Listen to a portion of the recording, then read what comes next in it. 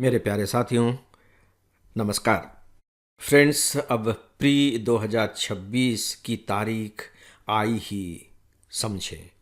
और मुझे पूरा विश्वास है कि अब आप अपना पूरा समय प्री 2026 एग्ज़ाम की तैयारी को दे रहे होंगे और यहाँ तक कि अपनी मानसिक क्षमता का भी इस्तेमाल अब आप यहीं केंद्रित करके कर रहे होंगे।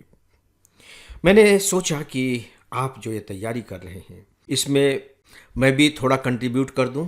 हो सकता है कि मेरा ये कंट्रीब्यूशन आपके कुछ काम आ जाए। और मैं इस बात को जानता हूं कि यदि यह कुछ भी काम आ गया, थोड़ा भी काम आ गया, तो यह आपके लिए बहुत बड़ा वरदान बन सकता है। क्योंकि जो चूक होती है प्री एग्जामिनेशन में, वो थोड़े थोड़े की ही होती है। जिनकी चूक बड़ी होती है उन्हें चूक मानना भी नहीं चाहिए। वो चूकते नहीं हैं, वो तो सीधे सीधे बाहर कर दिए जाते हैं, बाहर हो जाते हैं। चूक तो वहाँ होती है जब आप थोड़े से के लिए रह जाते हैं। तो यदि कुछ ऐसी आशंका आपको लग रही हो तो डेफिनेटली मेरा ये लेक्चर आपके लिए बहुत मददगार होगा। लेकिन सवाल ये है कि कौन जानता है कि हम थोड़े से के लिए ही चूक रहे हैं, या बिल्कुल बाहर हो जा रहे हैं, या फिर हम चूक ही नहीं रहे हैं। ये तो रिजल्ट के बाद ही पता लगता है। इसलिए सीधा सा तर्क यही है कि आपको इस लेक्चर को ध्यान से सुनना चाहिए और इसमें से जो भी बातें आपको अपने लिए महत्वपूर्ण लगती हैं उन्हें दिमाग में रख करके अपनी प्रैक्टिस में ही लाना चाहिए और साथ ही साथ एग्जामिनेशन हॉल में उनका इस्तेमाल भी करना चाहिए। मैं आपसे इस विषय पर बात करने जा रहा हूं कि जब आप एग्जामिनेशन हॉल में बैठ रहे होंगे और फर्स्ट हाफ में जब आप जनरल स्टडीज़ के फर्स्ट पेपर को सॉल्व कर रहे होंगे, तब उस पेपर को सॉल्व करने की आपकी जो रणनीति होनी चाहिए वो किस तरीके की होनी चाहिए। मैं ये नहीं कह रहा हूँ कि यही एकमात्र रणनीति है, लेकिन मैंने बहुत लंबे समय तक कई कई बार इस पर एक्सपेरिमेंट किया है, नए नए स्टूडेंट से इस पर बात भी की है, मेरे अपने भी अनुभव हैं। उन सब को मिला करके मैं अपनी बात यहाँ आप सबके सामने रख रहा हूँ। दोस्तों, तो आइए शुरू करते हैं। देखिए, अब जो क्वेश्चन पेपर्स आते हैं वो 4 सेट्स के आते हैं, ABCD आप जानते हैं। यानी कि हर पेपर में जो क्वेश्चंस के सेट होते हैं, 25-25 के सेट बनाए जाते हैं, वे अलग अलग होते हैं। और इसकी व्यवस्था यूपीएससी ने इसलिए की है ताकि कोई नकल ना कर सके, कोई किसी को बता ना सके। क्योंकि शुरू में आपके जो 25 क्वेश्चन होंगे वे बी में नहीं होंगे, वो सी में भी नहीं होंगे, वो डी में भी नहीं होंगे। जनरली 25-25 क्वेश्चंस के वो सेट बनाते हैं, तो सभी में इस तरीके से अलग अलग हो जाते हैं। यहाँ से बात शुरू करते हैं। आप एग्जामिनेशन हॉल में पहुँच गए हैं, पेपर बढ़ चुका है, घंटी बज चुकी है और आपसे कहा जाता है कि आप सॉल्व करना शुरू कीजिए। आप क्वेश्चन पेपर खोलते हैं, पहला प्रश्न पढ़ते हैं और घबरा जाते हैं कि अरे राम रे, ये जो पहला प्रश्न है ये तो साइंस का है, ये तो मुझसे बन ही नहीं रहा है। फिर आप जब दूसरा प्रश्न पढ़ते हैं तो उसमें भी आपको थोड़ी सी घबराहट होने लगती है, क्योंकि वहाँ भी आपकी मुलाकात साइंस के ही क्वेश्चन से होती है। फिर तीसरा पढ़ते हैं, हो सकता है कि फिर साइंस से आपकी मुलाकात हो। चलिए, हम साइंस को थोड़ी देर के लिए किनारे कर देते हैं। आप क्वेश्चन पेपर खोलते हैं और आपकी मुलाकात हिस्ट्री के क्वेश्चन से होती है। अब आप थोड़े से परेशान होने लगेंगे क्योंकि हिस्ट्री की आपकी बहुत अच्छी तैयारी नहीं है। फिर दूसरा, उसके साथ भी यही, फिर तीसरा, उसके साथ भी यही। तो स्वाभाविक तौर पर जब आपके इतने ओवर पर सामने वाला लगातार सिक्सर लगा रहा है तो आप हताश हो जाएंगे।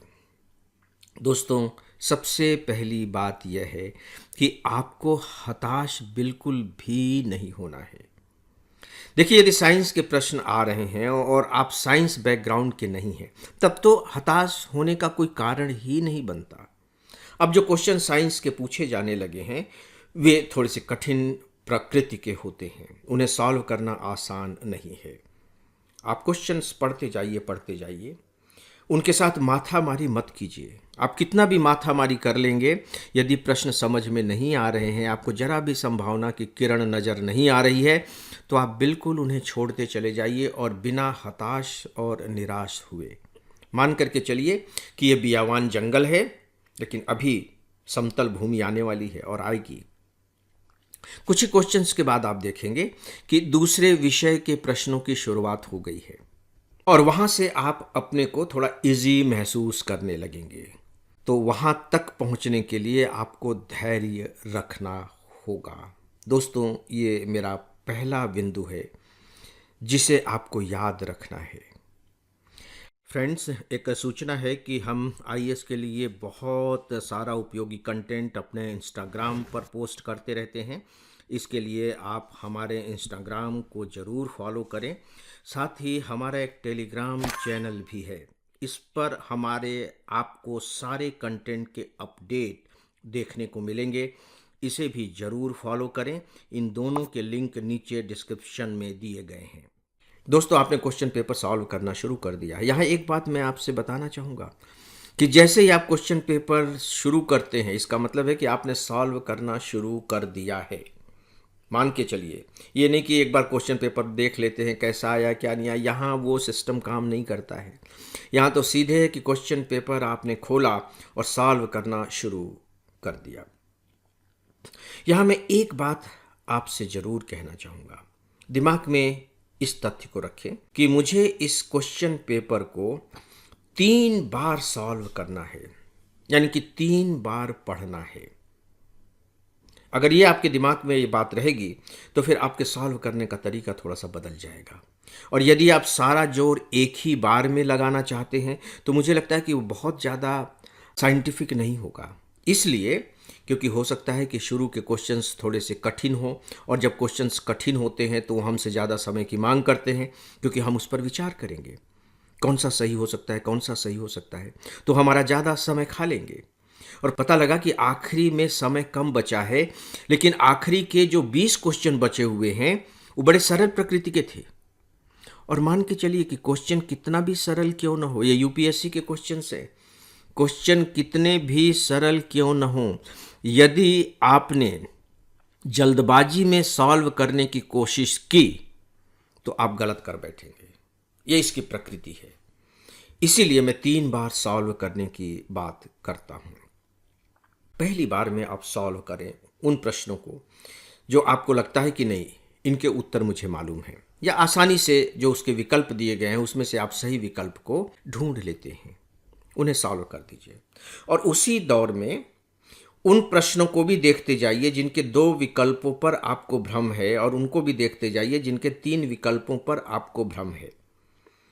2 विकल्पों पर जो भ्रम है उसके सामने एक छोटी सी बिंदी लगा दीजिए पेंसिल से, छोटी सी बिंदी, इतनी छोटी सी कि आपके सिवाय वो किसी को दिखे ही नहीं। और जिनके 3 विकल्पों पर आपको भ्रम है उसमें 2 बिंदी लगा दीजिए, बहुत छोटी छोटी सी। वैसे नियम के तहत क्वेश्चन पेपर में किसी भी तरह का चिन्ह लगाना सही नहीं माना जाता, लेकिन आप ये सुविधा ले सकते हैं बहुत हल्का सा निशान लगाकर। ऐसा मैं इसलिए कह रहा हूँ कि जब आप सेकेंड राउंड में क्वेश्चन सॉल्व करना शुरू करेंगे तो आपको पता लगे कि मुझे केवल किन किन प्रश्नों को देखना है, पढ़ना है, अदरवाइज बहुत ज़्यादा समय लग जाएगा।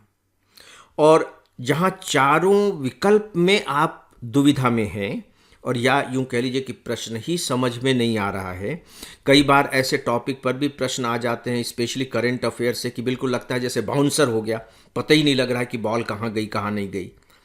उनको छोड़ दीजिए, मान करके चलिए कि मुझे इसके साथ समय खराब नहीं करना है। समय दोस्तों आपकी यहाँ बहुत बड़ी पूंजी है। एक बार आपने पूरा क्वेश्चन पेपर सॉल्व कर लिया, गुड। अब दूसरी बार सॉल्व कीजिए। सबसे ज़्यादा समय अब आपको उन क्वेश्चंस पर देना है जिनके 2 विकल्पों पर आपको संदेह है। इन्हें थोड़ा सा अगर अधिक समय देंगे तो मैं आपको विश्वास दिलाता हूं कि इसमें से 60-70% क्वेश्चंस आप सही कर सकते हैं, बशर्ते कि पूरे धैर्य के साथ और थोड़ा सा अतिरिक्त समय लगा करके इन्हें आप सॉल्व करें। पूरा करते चले जाइए। अब जो क्वेश्चंस बचते हैं वे है 3 विकल्पों वाले। देखिए, जो 3 विकल्पों वाले जो क्वेश्चंस होते हैं, अगर हम थ्योरी या प्रोबेबिलिटी को लेकर के चले तो हम मान करके चल सकते हैं कि जैसे आपने मान लीजिए कि 4 क्वेश्चन सॉल्व किए 3 विकल्पों वाले, तो थ्योरी या प्रोबेबिलिटी ये कहेगी कि भाई इसमें से 3 क्वेश्चन गलत हो सकते हैं और 1 क्वेश्चन सही हो सकता है, तो आप नुकसान में नहीं रहेंगे। 3 क्वेश्चन जो गलत हैं उसमें 1/3 मार्क्स आपके कट जाएंगे, आपके 2 मार्क्स कट गए। लेकिन चौथा जो सही हो गया इत्तफाकन, तो उसमें आपको 2 मार्क्स मिले थे, तो मामला बराबर का हो गया। लेकिन जिनके बारे में आपको ऐसा लगता है कि यार ये 3 है लेकिन मामला बस बन नहीं रहा है, कोशिश कीजिए कि उसमें से आप 2 तक पहुंच जाए, तब आप सॉल्व कर लीजिए। और यदि लगता है कि इन तीनों में से एक भी विकल्प आप अलग नहीं कर पा रहे हैं, तो बेहतर है कि उसे छोड़ दें। क्योंकि मैंने सामान्य तौर पर देखा कि थ्योरी ऑफ प्रोबेबिलिटी के अंतर्गत जो बात मैंने कही वो सही निकलती है, लेकिन व्यावहारिक स्तर पर ऐसा नहीं होता। थोड़ा बहुत नुकसान उठाना ही पड़ जाता है अगर हम ऐसे प्रश्नों के साथ चांस लेते हैं। तो क्यों चांस लेना? फिर बेहतर होगा कि 3 विकल्पों को घटा करके 2 करें। अगर 2 कर लेते हैं तो उसे सॉल्व कर दें, और नहीं कर पा रहे हैं तो उसे फिर छोड़ ही दें।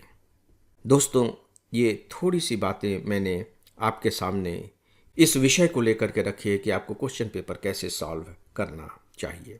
मुझे पूरा विश्वास है कि यदि आप इसकी प्रैक्टिस करेंगे तो आप अपने आप को कहीं ना कहीं थोड़े से लाभ की स्थिति में ही पाएंगे।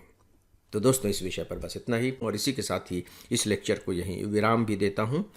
नमस्कार।